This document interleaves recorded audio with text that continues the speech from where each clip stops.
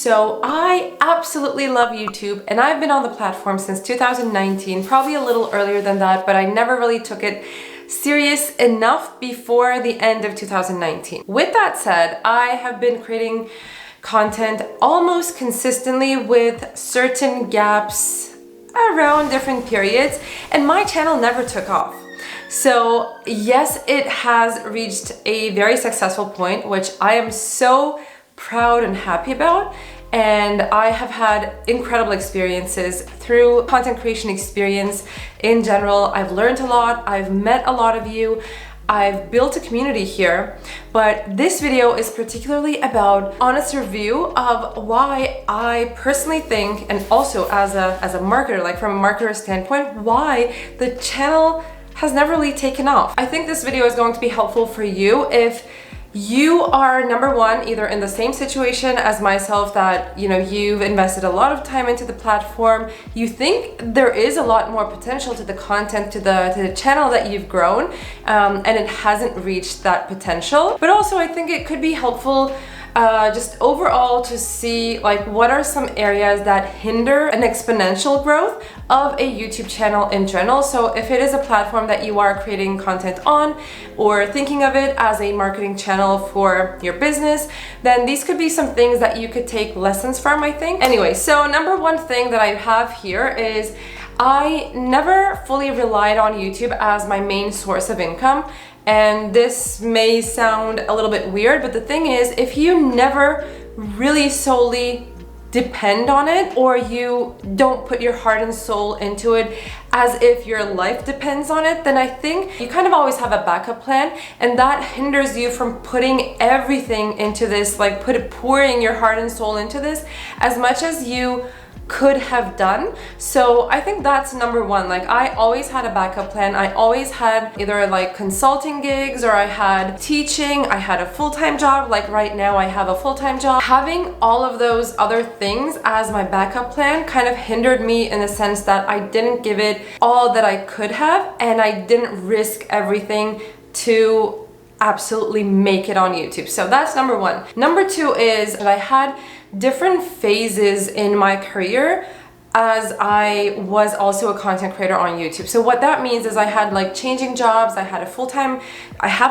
job at the moment, for example. I had other kind of engagements in my life, like being on maternity leave and taking care of a little baby. Most of you know, if you have been here as an OG from, all the way from 2019, 2020, you probably know that I actually grew the channel and like created the majority of the content when I was on mat leave. The point here is that I always had these kind of waves of different things and phases that I was going through in my life. There are clearly a lot of other YouTubers or content creators that give their whole time into this platform.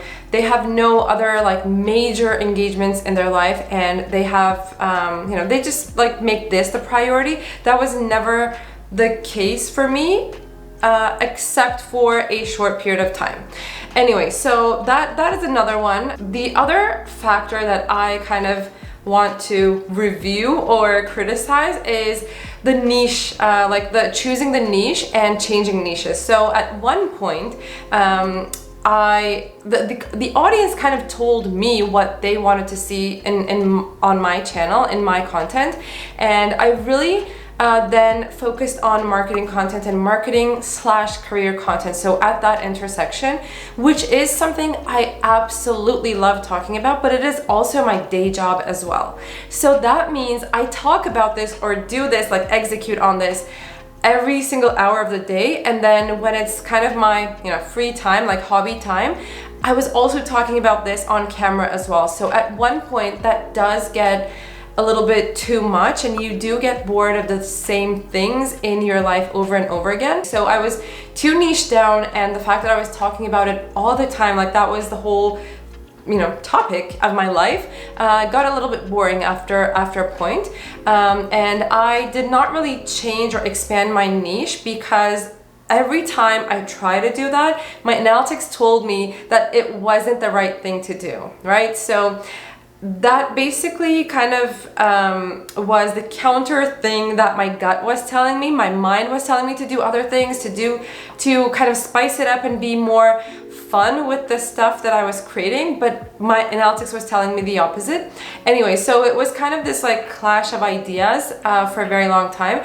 And then there came a point, which was around the end of last year, 2021, is when I personally, I changed the industry that I was working in, and I moved into Web3 and NFTs and started to read and learn a lot about those topics, and I started to create content on those topics and invited guests to speak about those and had interviews, etc. So that was when I made a little bit of expansion and shift in my niche, but I don't think all of my audience was ready for it, number one. But the other thing is, I don't think the algorithm is also ready for that either, because there is still to this day very little content around those topics, and the ones that exist are not necessarily covering the intersection of marketing, NFTs and metaverse. And the audience that came to my channel for the NFT niche, they weren't really interested in the previous marketing content that I created, because it's just a different sphere. And they were coming to the channel because they particularly were searching for something, and once they found it, they kind of left. Anyway, so there's this two-edged sword when it comes to like changing or expanding your niche, because it can be beneficial, but it can also be hurtful to your analytics and to how well the audience receives your content. Anyway, so this is still something I'm debating and thinking about, but I personally would love to expand the niche. And I think, looking at all the top content creators on the platform, on YouTube obviously, that I look up to, that I appreciate their content, they have all expanded their niche, and they have also talked about the way that having a very narrow niche did become boring after a point, and you do get limited with the amount of content, with the variety of content that you can create. Anyway, so that is the topic of niches. There is a lot to talk about that, probably worth a video of its own, but that is something else that kind of hindered me, and also I think replaced my positioning in the eye of the algorithm, if I can say that. Okay, number 4 is I did not ride the wave when I could have, and there were a couple of reasons for it, so I don't necessarily blame myself for not doing this, because I didn't really have the freedom or availability to actually ride the wave. So here's what I mean by riding the wave. If you create any type of content on any platform, you have probably heard of this. There are moments, or there could be potentially moments, where the algorithms pick up on a content that you create, and all of a sudden you get this exponential growth, viewers, subscribers, followers, and in other platforms' case. And when that happens, if you are kind of available to ride the wave, then that is an amazing opportunity for you to multiply the growth of your channel and the viewership of your content. So I only had 2 instances where that happened in my situation. One was a piece of content, the first ever day in the life of digital marketing manager video that probably exists on YouTube, is the one that I created back in November 2019. And that video got picked up by the algorithm all the way in June 2020. And at that point, my daughter was only a month old, and I was not in the right stage in my life to pick up that wave and, ride it like a successful surfer. So I saw that, there were exponential views on that video, and lots of subscribers gained over a very short amount of time, but I wasn't able to create more content. I wasn't able to create spin-offs of that content. My life had changed between the time that I created that video, where I kind of showed the day in the life of me working full-time in a marketing agency, versus back in June when the video was picked up, and I was actually on a holiday, not like holiday, but anyway, I was off time on maternity leave with a 1-month-old baby in my arms. So it was just a very different time in my life when that happened. The other time it happened, I actually had quite a lot in my hands, like on my plate in terms of work, which was the marketing campaign video, which I think like to this day it is one of the best performing videos still. It's always doing really well, but there was a point where it all of a sudden did bring a lot of new subscribers, and I wasn't able to create more of that type of content when that happened. So if this ever happens to you, like if you're not in the same situation as myself, which means not having that availability or freedom to ride the wave, I really, really highly suggest that you create spin-offs of that video, you create relevant content, you know, insert like relevant links in the description and all of that, and start to promote it even more across your other platforms. So that was not something I was able to do, but I suggest you do that if you have the chance. I've always wanted to have like an experience of riding that wave in a moment in my life where I can actually do spin-offs of videos. I can actually like be more aggressive with the content. One thing I keep like coming back to regarding my content is that it's not something you watch every week. It's not like adventures in my life. It's not like, you know, renovating my home. It's not like productivity tips that you can apply every single week, that you get a new tip and you apply it to your life. The content that I create has been marketing and career content. So usually what I find with my content, or this is just like my observation, my thoughts around it, is that it's usually something that you specifically search for or need to learn about.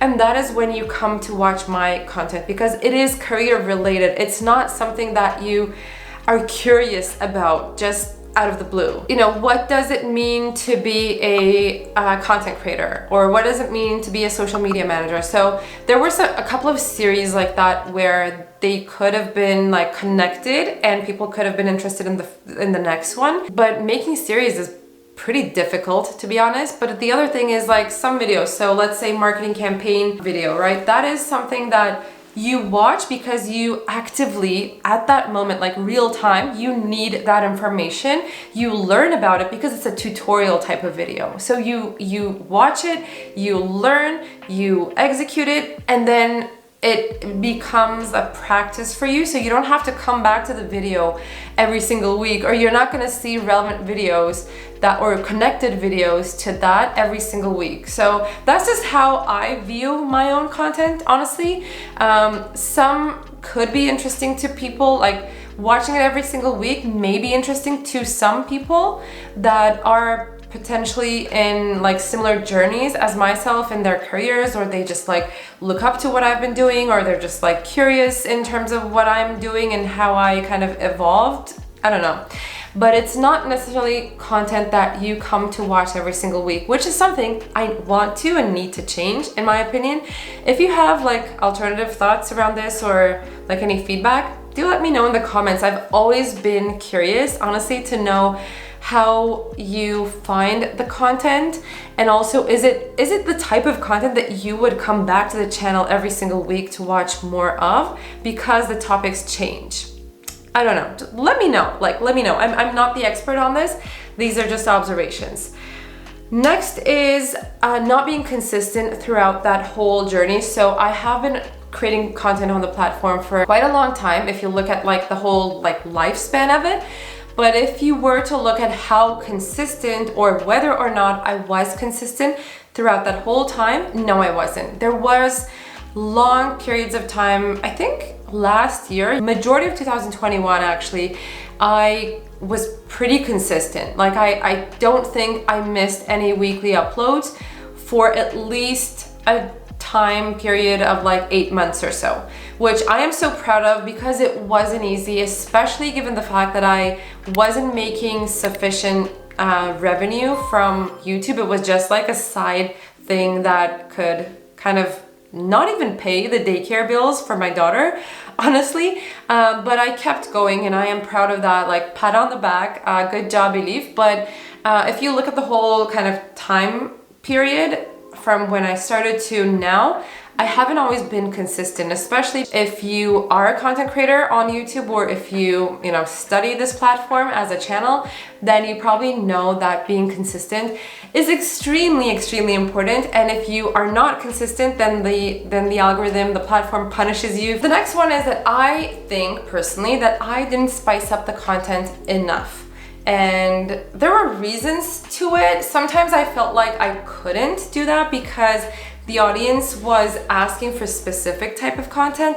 And then there were also other times when I was just too lazy to figure out different plots and different ways of creating the videos and just being more entertaining with post-production, the editing of the video. So anyway, so that is another one. I think just spicing up the content and playing with different varieties and formats, it could have given me more insights into what performs better versus others that are kind of just average performers. And the final point that I think I want to make is that I didn't really play well with the trending topics. So again, if you studied the platform before at all, if you're a content creator on any platform, you probably know that there are always these trending topics that are going viral, and people make different spin-offs or versions. They just adjust it to their own niche and format and just kind of tone of voice. I did not ever do really well with those trending topics. I wasn't maybe number one on top of what was trending at any given point in time, but also I think mostly because even if I knew what was trending, I just didn't create something that could have been adjusted to my own niche and my own audience. Okay, and that brings me to one final point that I want to mention, that I want to critique myself for, is not doing cross promotion as well as some other creators do. So I think, and this is just a personal opinion, I think YouTube works really well, really go hand in hand. If you are good on Instagram as well, or if you are active on Instagram, and I personally wasn't. I felt like I was doing a lot of work with my day jobs and then also spending a lot of time creating the long form videos. But then when it came to cutting small pieces or showing the behind the scenes, or making clips or filming clips of myself, or making Canva images, fancy social media images to promote the long form videos that I was making, I did not do a good job at that. And it's if you are a solo content creator, you are probably going to understand me. It takes a lot of time, and I always felt like once I was done with everything else, I just did not have it in me to do one more promotion on Instagram. And I was using LinkedIn a little bit more, obviously, because I was in the career niche and anyway. So I wasn't that active on Instagram, but I personally think Instagram and YouTube go well together, very well. And yeah, so that's the last point that I want to critique myself for. So hopefully you took something away from this video in the sense that these are, I think, as a marketer, as a content creator that's been creating content on the platform for, well, nearly 3 years now, these are the points that I can definitely highlight in terms of reasons why my channel did not take off as much as it could. So I'm not saying it did bad. I'm not saying it's not in a good position at the moment. As I said, I am extremely proud of it, extremely happy with it and fulfilled. But at the same time, I do see the potential. It's not there yet, and I will just be so happy if it reaches that potential. So hopefully that's helpful for you as well. If you enjoyed this video, if you found it helpful in any way, shape, or form, subscribe, comment down below what you thought of these observations. If you have other thoughts, please do share them with me, especially if you are an OG subscriber to this channel. I would love to hear what you think of this channel's growth and the content on this channel.